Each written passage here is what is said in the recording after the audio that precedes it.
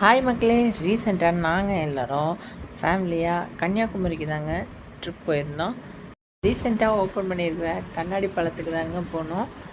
இது ரொம்ப சூப்பராக இருந்துச்சு. அதுன்னு சொல்கிறத விட ரொம்ப பயமாக இருந்துச்சு எனக்கு. என் பொண்ணு, என் ஹஸ்பண்ட்லாம் அவங்கெல்லாம் மற்றவங்களாம் கேஷுவலாக தான் போனாங்க. நான் வீடியோ எடுக்கிறதுக்காக தான் குனிஞ்சேன். அதுவே எனக்கு கொஞ்சம் பயமாக தான் இருந்துச்சு. ஆனால் நல்ல ஒரு எக்ஸ்பீரியன்ஸுங்க. நீங்கள் கன்னியாகுமரி போகிறீங்கன்னா இதை கண்டிப்பாக மிஸ் பண்ணிடாதீங்க. இதுக்காக அவங்க எந்த டிக்கெட்டும் சார்ஜ் பண்ணுறது இல்லைங்க. போட்லேருந்து நம்மளுக்கு போகிறதுக்கு மட்டும் 75 ருபீஸ் வாங்குகிறாங்க. அங்கே போய் விவேகானந்தர் ராக் மட்டும் போகிறதுக்காக 30 ருபீஸ் வாங்குகிறாங்க. இதெல்லாம் பெர் ஹெட் சார்ஜ் பண்ணுறாங்கங்க. 5 வயசுக்கு கீழே குழந்தைங்க இருந்ததுன்னா டிக்கெட் கிடையாது.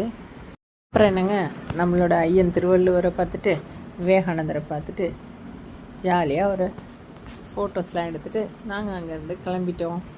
நம்மளை சுற்றி ஃபுல்லாகவே எல்லா 3 பக்கமுமே, ஏன் 4 பக்கமே ஒரே தண்ணியாக தாங்க இருந்துச்சு. நல்ல ஒரு எக்ஸ்பீரியன்ஸாக இருந்தது. நீங்கள் கன்னியாகுமரி போயிருந்தீங்கன்னா உங்களோட எக்ஸ்பீரியன்ஸை ஷேர் பண்ணுங்கள். பாய்.